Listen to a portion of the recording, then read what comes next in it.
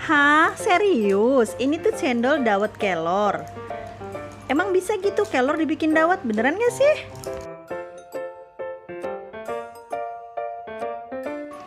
Hai semua, assalamualaikum teman-teman. Selamat datang di Malove Kitchen. Iya betul dong, ini tuh cendol dawet daun kelor yang dibuat dari daun kelor dan beberapa bahan lainnya. Nah, kalian penasaran gak sih cara buatnya kayak gimana dan bahannya apa aja? Ya udah yuk kita langsung saja ke proses pembuatannya. Tapi sebelumnya jangan lupa ya untuk klik subscribe.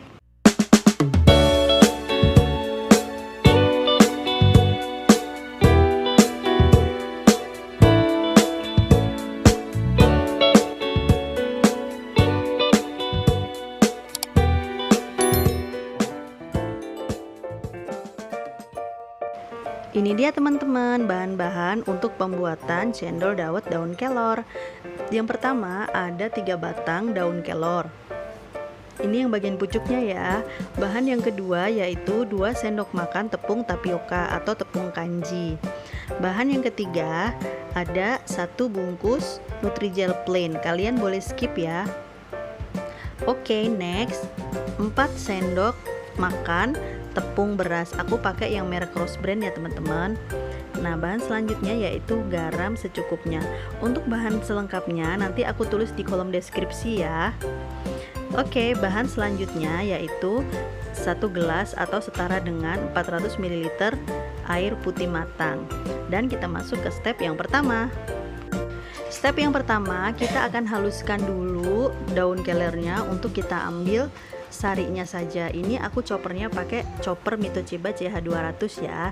Nah, setelah dichopper hasilnya seperti ini. Kita saring terlebih dahulu ya teman-teman. Jadi daun kelor ini memang aromanya agak-agak langu ya, tapi nanti setelah dibikin dawet langunya hilang dan rasa pahitnya pun nggak ada. Oke, sekarang kita masuk ke step berikutnya. Siapkan wadah, lalu masukkan semua bahan yang tadi ya, dimulai dari sari daun kelor, lalu tepung tapioka, tepung beras, dan juga nutrijelnya dimasukin semuanya ya, termasuk juga dengan garamnya.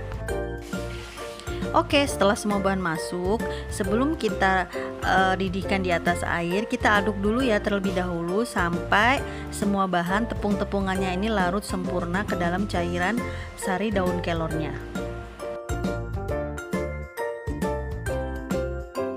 Oke teman-teman semua, setelah cairannya larut seperti ini, kita akan segera rebus atau kita jadikan buburnya ya di atas api kecil.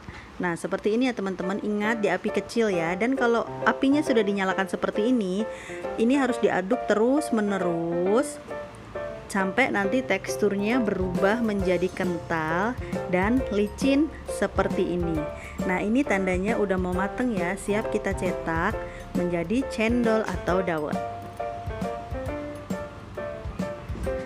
Oke. Ini untuk memudahkan dalam mencetak, kita masukkan ke dalam piping bag ya, seperti ini. Kalian boleh pakai cetakan cendol, boleh juga pakai piping bag seperti ini. Jadi ini aku pakai alat yang seadanya di rumah aja ya teman-teman. Kita masukkan satu persatu. Oh iya teman-teman, satu resep ini bisa jadi sekitar 3-4 gelas cendol dawet ya. Nah, kalau kalian mau bikin untuk jualan atau untuk yang lebih banyak lagi, kalian tinggal kalikan 2 ya resepnya. Dan walaupun ini masih kecium bau langunya, nanti kalau udah dingin nggak kecium lagi ya. Oke, setelah semua masuk piping bag, kalian bersihkan ya sisa-sisa bubur yang masih menempel di sendok aduknya itu. Nah, setelah semuanya bersih, kita akan ikat piping bagnya. Dan itu di sebelah sudah aku siapin 1 ember air dingin dengan es batu. Itu fungsinya supaya nanti cendolnya langsung mengeras ya. Oke, ini kita lubangin ujung piping bagnya, jadi nanti cendolnya akan tercetak seperti ini. Nah, udah kebayang ya teman-teman cara bikin cendol dawet kelor itu seperti apa? Cukup mudah bukan? Nah, kalian harus coba nih, karena sebentar lagi bulan puasa, bisa dijadikan untuk ide jualan. Dan yang paling penting, daun kelor itu mempunyai banyak banget manfaat untuk kesehatan kita. Salah satunya adalah untuk memperlancar ASI. Jadi buat kalian yang sekarang lagi hamil, ini bisa banget dipakai untuk booster ASI kalian ya teman-teman, dan bisa juga untuk menjadi antioksidan atau pencegah kanker. Oke, nah ini dia setelah semuanya dicetak. Wah, cantik banget ya warnanya, rasanya juga enak, nggak pahit sama sekali.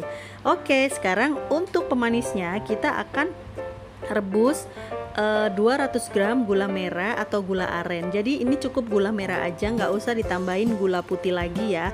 Biar apa? Biar cendol dawet daun kelornya ini tetap sehat ya buat kita. Oke, kita haluskan dulu biar cepat larut gula merahnya seperti ini.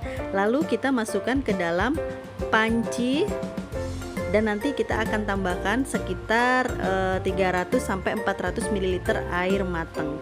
Dan kita rebus di atas kompor dengan api sedang sampai gulanya larut dan mendidih.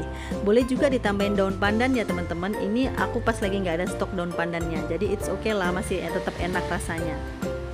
Nah, kita aduk-aduk dulu sebelum kita rebus. Nah, setelah direbus dan mendidih seperti ini, kita angkat dan kita saring.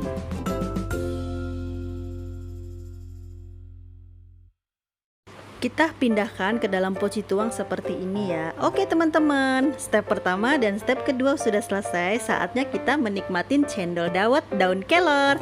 Nah, ini aku udah siapin gelas ya yang biasa dipakai untuk bikin pop ice, karena gelas kaca aku lagi entah dimana nyarinya susah banget, ya udah kita pakai gelas yang ada.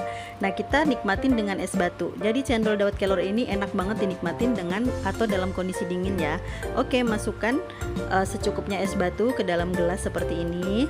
Lalu kita masukkan 2 sendok sayur cendol dawetnya. Nah, itu airnya pakai air matang ya teman-teman, yang di cendol dawetnya itu.